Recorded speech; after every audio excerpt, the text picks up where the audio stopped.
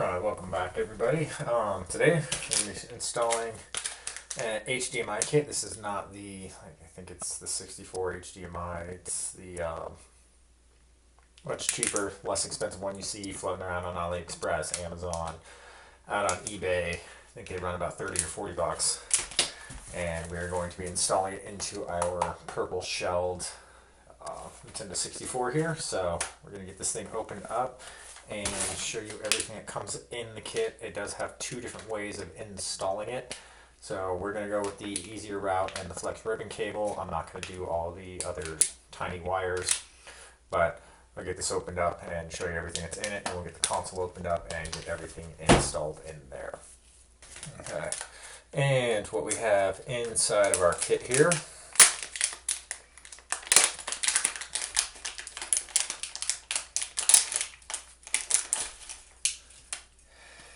is a bunch of tiny little red wires. We're actually not going to end up needing any of these for this version of the install that we are doing, but those are all available. If you look on here, if it wants to focus, it probably won't, but all of these pads on this side right here are for if you want to install with the wires instead of using the flex cable. We're going to install with the flex cable. It also comes with a micro HDMI to HDMI adapter, because these are micro HDMI ports on the back side of this.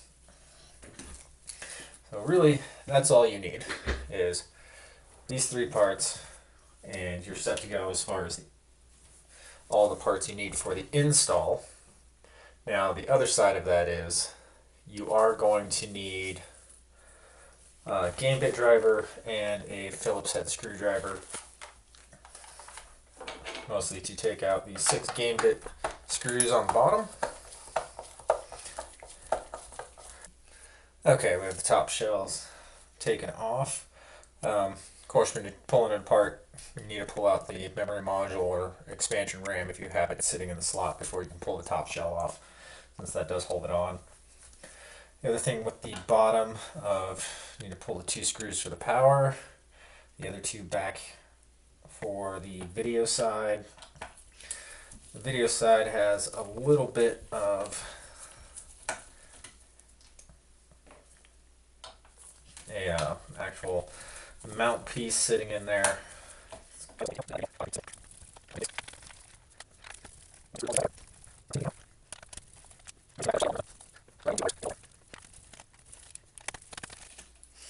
You notice every time I do videos, I'm always using different screwdrivers, because these get sent in with, kits when you buy them and that. And I'm always curious on how good they actually are, so I do try to give them a chance. This one it's decent. It's better than a lot of the other ones that are just round with the O-rings. I mean, it's still not great, but it weighs next to nothing. Still magnetizes the tip into the end of it. Works decent. That's the piece I was talking about right there. It just kind of sits over the top and falls into place. Actually, remove the rest of the stuff off of the top. The screws I just pulled out before were just for getting this out of the board itself.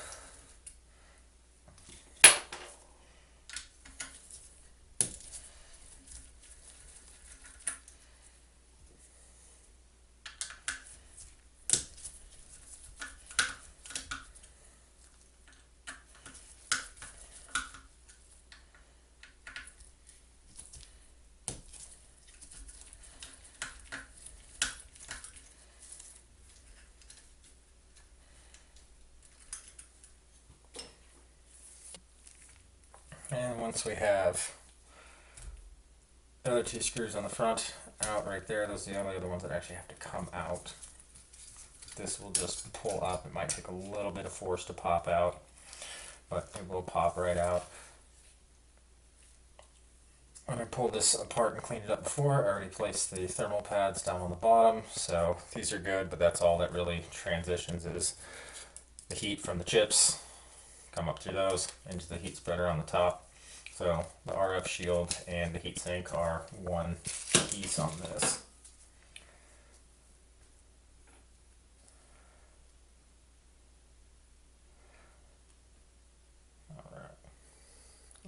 here, this is the chip that we are looking at to install our flex cable onto. As that will sit right over the top of this, and we're starting at pin 6. Alright, like I said, we're starting at pin 6. Pin 1 is down here in the bottom corner. And pin 5, every 5 pins are these little white dots. So we actually just need to line it up one above that little dot right there, and that'll be pin 6. What I'm going to do is grab a small amount of flux here.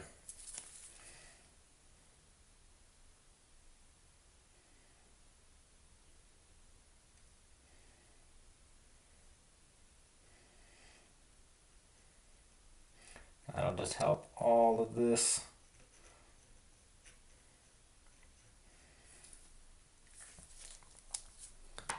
melt together a lot better. The other half of that is flux is sticky, so it'll actually help me be able to line this up on the pins and have this stay in place.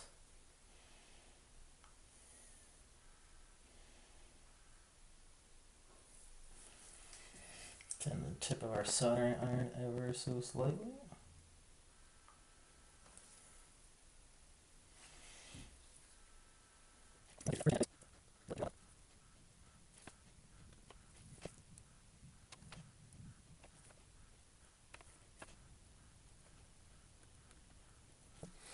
Alright, now that we have that all in place, I'm actually going to raise this up some. Now the focus is a little hard. Dim my light on that side a little bit. The next thing we're going to do is hook up the 5-volt port, which is we're going to be pulling off of right here, actually where it is marked 5 volts, but we're going to attach to the bottom leg of right there. So again, a little bit of flux. Add a small amount of fresh solder to this. At the same time, trying to avoid our ribbon cable.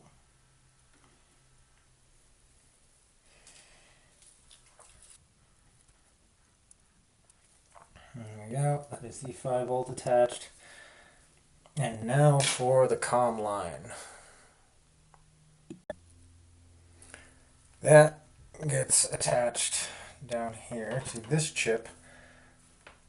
It'll be opposite of the 14 and up 1. So it's the second one up from this side, which I do believe is going to be port 16. It should count 1, 14, then 15 up to 28. So should be port 16 sitting right there. When you're doing that, watch your soldering iron so you don't melt the side of the reset switch up top.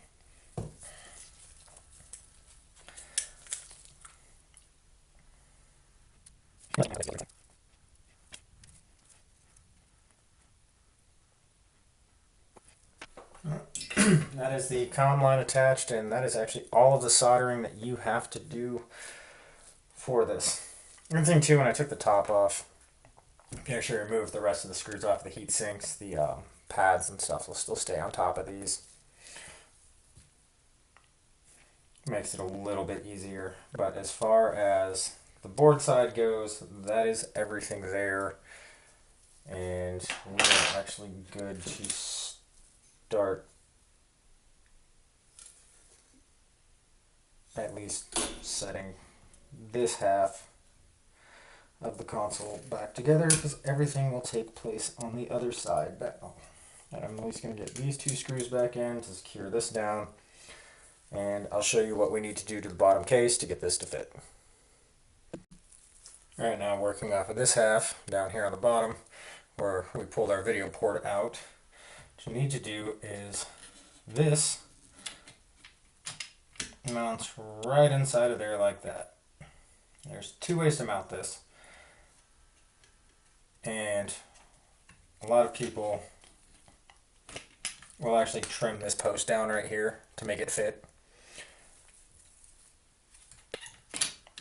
Or they'll cut these back so that way it slides over and fits a little bit better. But what I actually like to do is I will shave down this side of the board.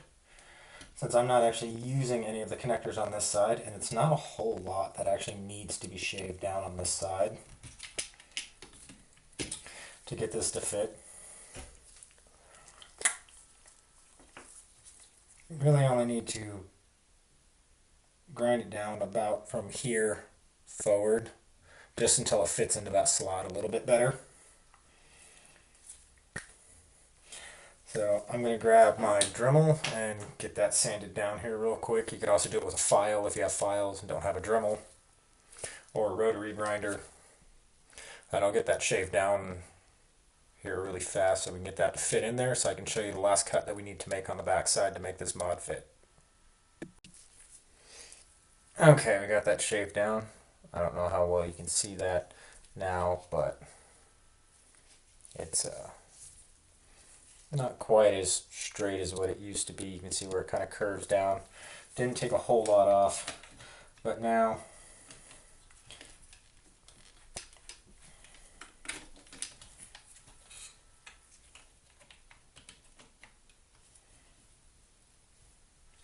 it just pressure fits into that slot a lot better. The other cut we're going to need to make is for the video port. That's why I like to get this to fit in here. I also like it pressure fit to where it's going to, that is where it is going to live. If I was actually using the wired soldered points on that side, I wouldn't shave the board down and I'd actually shave this down, but since I'm using the flex cable, we will go that route. That's why I like the translucent board or shells.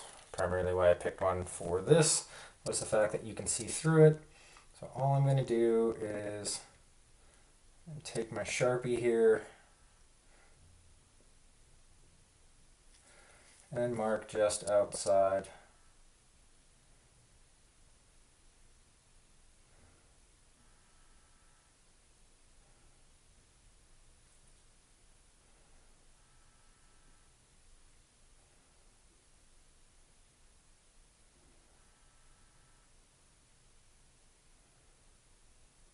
Of where that port lives in there. So you can kind of see the silver down on the back side of where that is, and all I did was take my Sharpie and mark a corner so that way I can cut out that small section, so that way we can get to the HDMI port. So I'm going to grind that out real fast and show you what that looks like when it's done. Alright, and we got that cut out, so you can see it fitting in there the way that it should. So I'm going to pull our, I'm not going to pull that little pad off of the bottom just yet. What I am going to do is grab our circuit board. Sure, nothing moved, changed, or bent. All lines back up and fits in there like it should.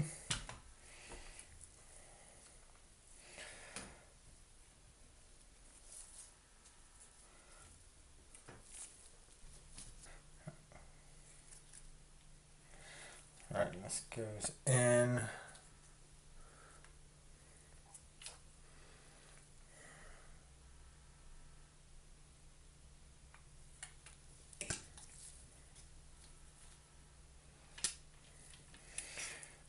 The contacts facing down.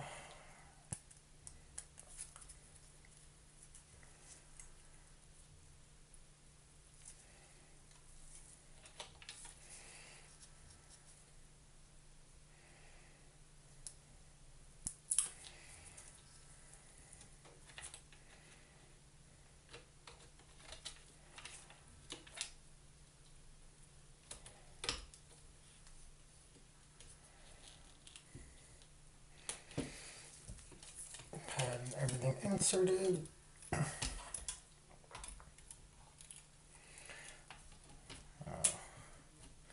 You put your back piece back in and hold that up so you can slide this over the top, because part of it does go underneath the factory video connection.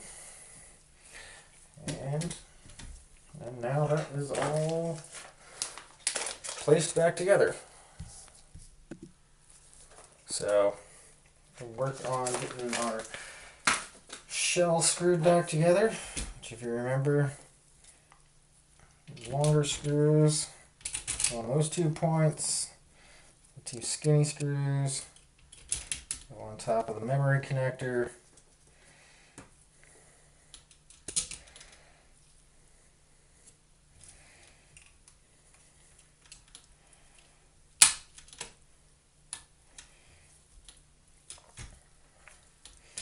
And everything else is all the same. Those are the only ones that are different.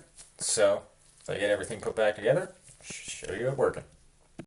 We're all put back together and hooked up. Got our micro HDMI to HDMI cable instead of using the micro HDMI to HDMI adapter, which are included with these. Let's put back in. Let's swap over to our capture card. Now this is a really crappy capture card. That's the line effects that are on there. Let's go ahead and just check out. Just launch straight into GoldenEye here. Audio through that HDMI cable. I have that part of my capture card disabled right now.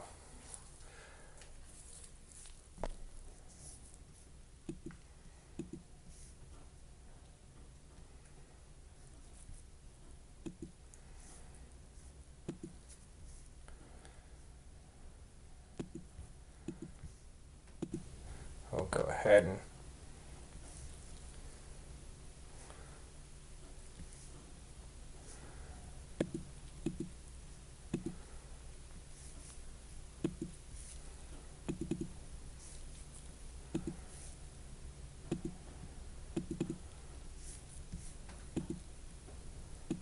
Alright, there you go. That is the HISPEEDIDO, or however you pronounce that name, HDMI mod installed into a Nintendo 64. Anyways, this will be up on our website. We do have a blue one as well. Check them out there, northpoleretro.com. If you have one you'd like us to do, you can contact us for a send-in service. Anyways, thanks for stopping in. Have a good night, and we'll see you in the next one.